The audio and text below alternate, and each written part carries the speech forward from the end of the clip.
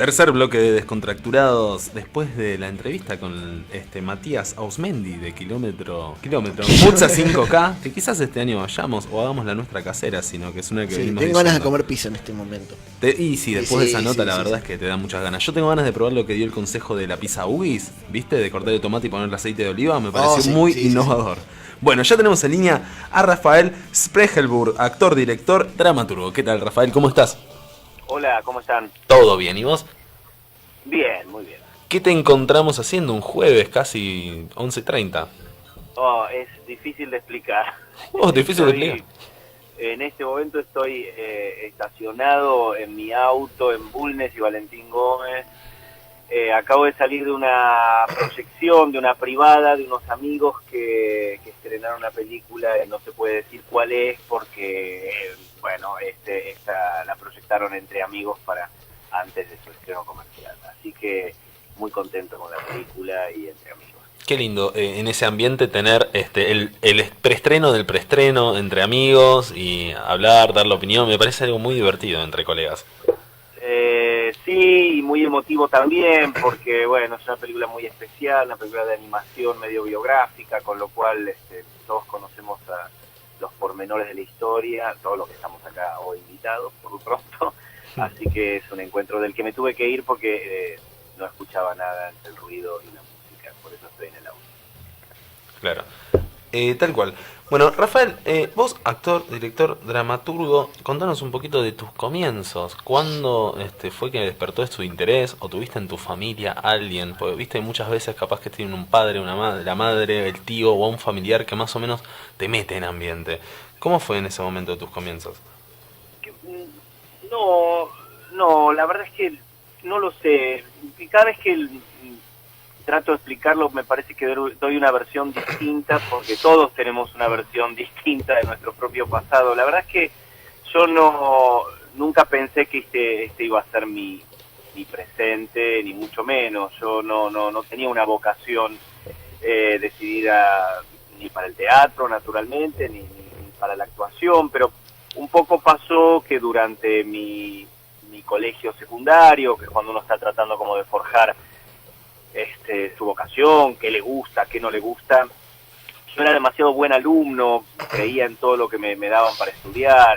Yo terminé muy cansado del colegio secundario y en vez de definir una profesión y anotarme en una universidad y estudiar algo y dedicarme a eso, que es algo que deberían prohibirnos a los niños, o sea que a los 18 años tomemos la decisión para toda la vida, yo decidí tomarme un año sin estudio, lo cual fue una especie de escándalo porque me querían conseguir una beca para estudiar ingeniería nuclear en el Balseiro. Nada que ver de lo que haces hoy.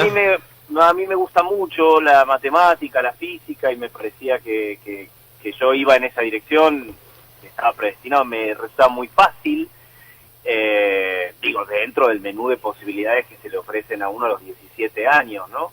Y me parecía que estaba bien, pero yo no tenía ganas de dejar a mi familia, a mis amigos, irme a vivir al sur, era demasiado. Así que dije, no voy a estudiar, me puse a trabajar. Yo vengo de una familia muy humilde, así que yo igual tenía que trabajar de cualquier modo al terminar la escuela, eso estaba claro. Sí. Y para no sentir que no estaba haciendo nada, me metí a hacer un curso de actuación y bueno, eso no terminó nunca, ¿no? Pero todo el tiempo, sobre todo mis primeros años de carrera, que yo empecé muy muy joven, porque ya te digo, ahí me metí, primero quise dar el ingreso al conservatorio, pero porque era gratis, era una escuela pública y entonces me parecía que estaba bien estudiar allí, no entré, naturalmente, en este tipo de cuestiones vinculadas a lo artístico, muchas veces uno es muy chico para que te tomen, ¿no? Por lo menos en ese momento la universidad o lo que era el conservatorio nos sugerían a todos que esperáramos a definir un poco más la vocación antes de ocupar una vacante, y la verdad es que es cierto, ¿no? Uno tiene que vivir una cantidad de experiencias antes de decir soy actor, puedo representar tales y cuales situaciones, porque si no uno está muy limitado a esa edad a representar lo que, las experiencias que todavía te permite. Así que fue una experiencia feliz, por otro lado, porque a mí me liberó de un montón de responsabilidades. Yo dije, yo no voy a hacer teatro como una profesión, lo voy a hacer como algo que me dé placer. Y un poco ese fracaso inicial creo que me condujo a la decisión final y apasionada de quedarme a vivir en el teatro, ¿no? Claro, me gusta lo de la decisión del año sabático, porque a veces es muy mal visto o no aprobado por la familia, depende de dónde venga uno, ¿no? Y uno se pone a estudiar una carrera que después termina capaz. Yo conozco mucha gente que ha cambiado 2 o 3 veces de carrera. Yo por suerte no tuve ese caso, pero capaz que un año sabático de acomodar ideas está muy bueno, puede orientar demasiado. Sí, o de otro tipo de experiencias, viajar es muy importante. Es muy difícil, salvo que uno tenga decidido completamente por mandato familiar o por inclinaciones personales qué es lo que quiere hacer. La verdad es que es muy injusto pensar que uno decide el futuro de su vida, se mete en una sola carrera y la tiene que terminar a esa edad. Me parece que cuando yo luego volví a la universidad, muchos años después, a estudiar la licenciatura en artes, ya sabía que me interesaba, quiero decir, pero en ese momento, si me decían matemática estaba bien, y si me decían traductorado también estaba bien. Las posibilidades son muchas y uno siente que en vez de elegir, se está privando de vivir otras vidas, ¿no? ¿Qué tal, Rafael? ¿Cómo estás? Cristian te saluda, ¿cómo estás? Hola, Cristian. ¿Cómo estás? ¿Cómo llega la escritura a vos? Porque, o llega, o cómo llegaste a la escritura, ¿llega a vos o uno llega a la escritura? Esa es una pregunta que siempre un poco filosófica, si querés llamarlo de esa manera. ¿Cómo es eso? Bueno, sí, demasiado filosófica para un jueves por la noche en estas circunstancias, pero vamos a tratar la verdad es que mi historia es bien poco interesante en ese sentido. Yo quería, cuando empecé a actuar, quería mejorar, yo era muy malo. De hecho, yo creo que me dediqué a lo único que me daba verdadero terror, ¿no? De todas las habilidades que yo tenía, y que eran varias, me dediqué a la actuación porque me parece que me quería demostrar. Yo era muy tímido, no me gustaba exponerme en público, sigue no gustándome. Y empecé mi primer curso de teatro y me daba cuenta que yo era peor que mis compañeros, que yo no improvisaba bien, sobre todo. Y bueno, la actuación está muy ligada a la facultad de la improvisación, ¿no? Es como el dibujante que tiene que soltar la mano y garabatear. Pero lo que mi primer maestro, que fue Daniel Marcove, con muy buen tino me hacía notar, era que cuando yo me iba a mi casa frustrado y podía ordenarme, si podía ordenar los fracasos de la improvisación, si podía escribirme la escena y volvía a la clase siguiente con eso preparado, escrito te diría ahora, yo en ese momento decía preparado, yo la rompía, es decir, yo me sentía seguro, yo podía arriesgarme, podía involucrarme emocionalmente, intelectualmente. Yo lo que le temía era a lo repentino de la improvisación. Entonces fue él quien me sugirió que comenzara a estudiar dramaturgia. Le parecía que iba a actuar mejor si yo me dedicaba a escribir. De hecho, yo soy dramaturgo, no necesariamente soy escritor, o al menos no soy escritor de otra cosa. Es decir, que siempre mis respuestas alrededor de esta pregunta están muy sesgadas, porque yo no escribo nada que no sea teatro. Claro. No me veo escribiendo prosa, no me veo escribiendo poesía, sí, a lo mejor, cosas asociadas a la dramaturgia, como el guión de cine o ese tipo de aspectos. Y luego el ensayo teórico. Bueno, escribo sobre aquello que hago, esto es inevitable para cualquier persona que maneje un poco la palabra y que ame lo que está haciendo, ¿no? Claro. Y tratar de darse explicaciones a sí mismos y compartirlas con los demás. Así que a mí, yo creo que terminé en la escritura porque quería ser actor y luego quedé atrapado porque, bueno, mis primeras obras escritas tuvieron cierto éxito, a mí se me conoció más como dramaturgo que como actor, y la verdad es que ahora no me importa mucho esa diferencia. Cuando tengo ganas de actuar lo hago dentro de mis obras o en cine, y no siento ninguna cuenta pendiente con esa falencia. Creo que fue un buen camino hacia la escritura del cual no hay vuelta atrás. Claro. ¿Sabes? El año pasado tuvimos una entrevista con alguien con quien vos te formaste, con Mauricio Cartún, y justamente hablando de cómo uno empieza a escribir, me dejó algo que a mí me quedó resonando en la cabeza. Creo que a mí es, también. Uno primero es actor, lee mucho y cuando sí. se cansa de leer, en un momento empieza a probar para escribir. Sí, tal cual. Vos, Rafael, en tu caso, ¿te llevó mismo a actuación, involucrarte en este mundo y después escribir? ¿O ya tenías cosas, garabatos escritos en un cuaderno, ideas? No, sí, yo escribía mucho yo por suerte fui a un colegio secundario público en Merlo, el Nacional de Merlo, que era parte de una red de colegios de bachillerato, esas cosas que ya no existen más en ese momento, que tenían unos proyectos educativos muy laxos. Tenían una cosa que se llamaba Proyecto 13, que era que uno podía cursar materias vocacionales optativas, no calificadas, con absoluta libertad. Yo cursaba idiomas, hacía teatro en la escuela y también taller literario. Es decir, siempre sentí que había que escribir, que escribir era parte de un aprendizaje para ser humano. Pero la verdad es que esta escritura no estaba vinculada a lo teatral, era nada, una forma de expresión que para mí era inherente a mi naturaleza, así como otras personas bailan o no pueden parar de hacer música o de dibujar, ¿no? Yo sentía que en la palabra yo era, que me sentía realizado. Lo que sucedió es que además había en mi casa una gran biblioteca teatral. Es un poco cierto lo que dice Cartoon. A lo mejor a mí me era natural a los 18 años decir estudio dramaturgia, porque la dramaturgia estaba muy presente en mi biografía. Yo, qué sé yo, a los 10 años de edad agarraba los libros que estaban en esa biblioteca y leía lo que había. Además lo recuerdo con mucha claridad, porque entre todos los libros habíamos heredado una biblioteca de un viejo tío anarquista nuestro, y entre todos los libros que había estaba la colección de Losada, de teatro del absurdo. Y a mí me encantaba Ionesco, Adamov, esos autores, Genet, esos autores en los cuales la escritura no solamente era teatral, sino que además era absurda. Yo realmente pasé toda mi infancia y mi adolescencia pensando que la escritura teatral era absurda. Mucho tiempo después conocí los clásicos, los griegos o a Shakespeare. Para mí escribir teatro era escribir como lo hacía Ionesco, y me parecía extraordinario, me parecía subversivo, me parecía que no había otras formas de la escritura alrededor mío que se parecieran tanto a eso que era tan singular. Es decir, que yo pensaba que el teatro era absurdo, no sabía que había un teatro absurdo y otro que no lo era. Así que esto me influyó mucho y decisivamente.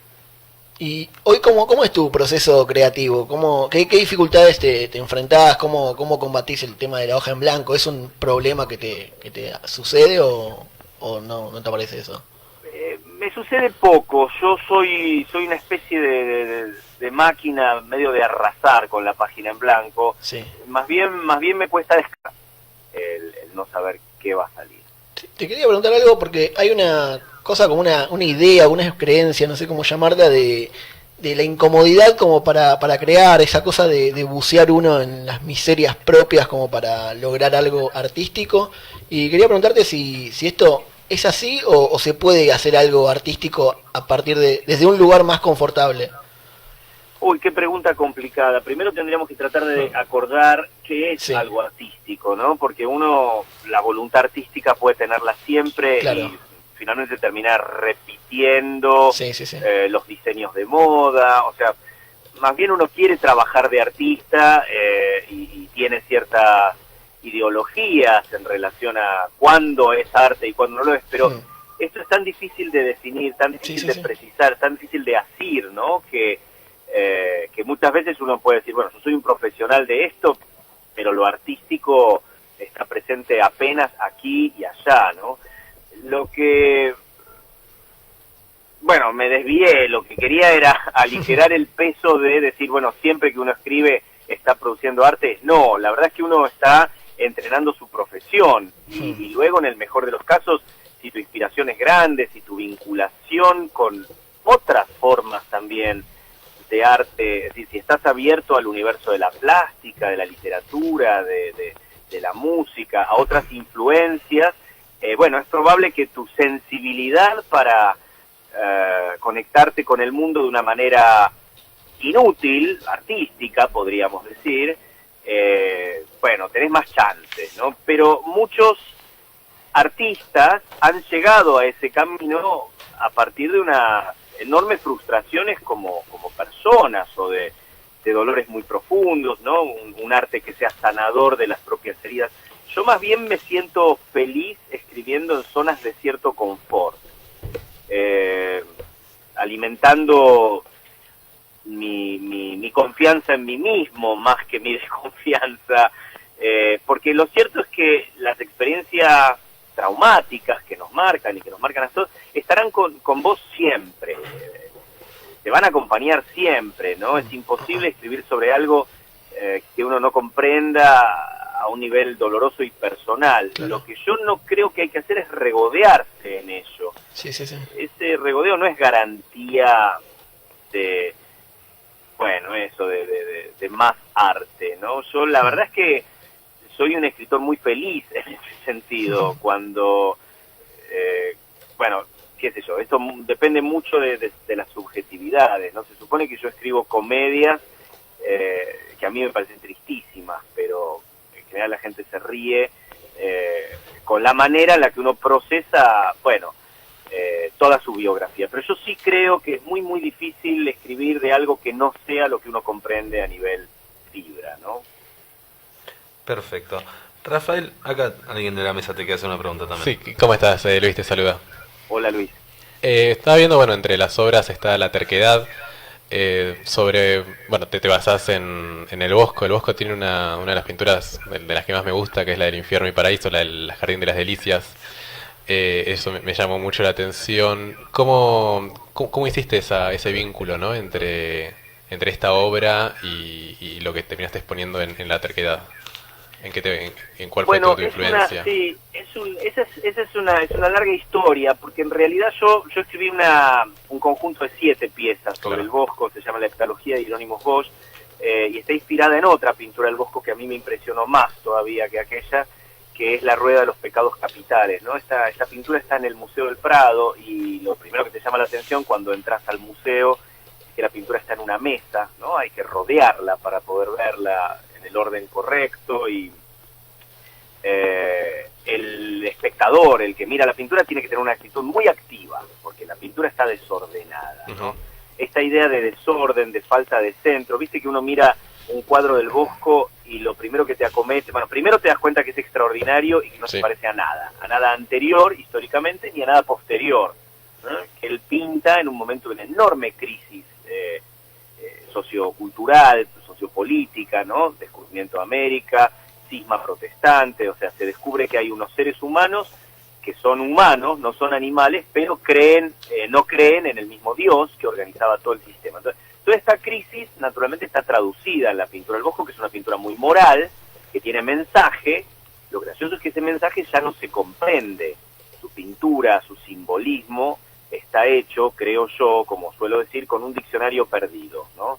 El Bosco pinta y él sabe lo que significan esos símbolos, pero nosotros ya no lo podemos leer, o por lo menos no lo leemos de manera literal. Entonces esto a mí me impresionó mucho, y otra cosa que me impresiona mucho es que uno ve los cuadros del Bosco y la verdad es que no sabes por dónde empezar a mirar. Tienen una gramática muy diferente del retrato, por ejemplo, tradicional, el rey con sus atributos pintados alrededor, o del retrato religioso. Siendo una pintura de voluntad religiosa, el mundo ha colapsado en el Bosco. Entonces yo, inspirado en esta furia, en esta agonía de la caída de un orden, me empecé a preguntar si no sería que en realidad nosotros, seres contemporáneos, no nos sentimos cercanos al Bosco porque también vivimos la agonía de un orden. El orden que agoniza para nosotros es el orden de la modernidad, el orden de los valores con los cuales crecimos y nos inculcaron, son pisoteados, igual que las otras piezas sobre los pecados, pero también escribí una pieza sobre el tríptico del Jardín de las Delicias y una pieza que se llama Inferno, que no se estrenó aquí todavía, que se estrenó en Austria el año pasado. Fue una pieza por encargo, porque bueno, se cumplían los 500 años del Bosco y muchos teatros europeos estaban interesados por ese tema, y bueno, a mí un teatro me pidió que escribiera una obra sobre esta pintura. Fenomenal. Rafael, para cerrar, te decís que tenés prosopagnosia, o sea, no podés retener las caras conocidas. ¿Cómo es eso? ¿Y cuándo lo descubriste? Me Claro. llamó mucha atención esa patología, no sé cómo llamarla. Lo descubrí de a poco. A ver, vamos a relativizar un poco Sí, sí. la fábula, porque ya se me han hecho una fama tremenda. ¿De dónde sacan esta información ustedes? Y uno va Somos buscando, periodistas. somos periodistas. Trabajan para la CIDE, está claro. Sí. Mirá, es así. Aparentemente, yo no sabía qué tenía hasta que encontré un dudoso diario chileno que le ponía este nombre a la enfermedad prosopagnosia, pero también en el mismo diario aparecía un gatito que tocaba el piano, así que siempre me lo tomo muy en joda. Tengo una enorme dificultad para retener los rasgos de las caras de la gente, y por lo que me he enterado, todas las personas lo tienen en un grado mayor o menor. Pero hay un componente un poco hereditario, lo digo porque a mi madre le pasa exactamente lo mismo. Yo no puedo retener las caras de la gente si la gente modifica algo de su aspecto. Es decir, si alguien se deja la barba o se tiñe el pelo de otro color, yo tengo que aprender el rostro de nuevo, lo cual me lleva a no pocos problemas, porque a veces veo fotos mías y pregunto quién es.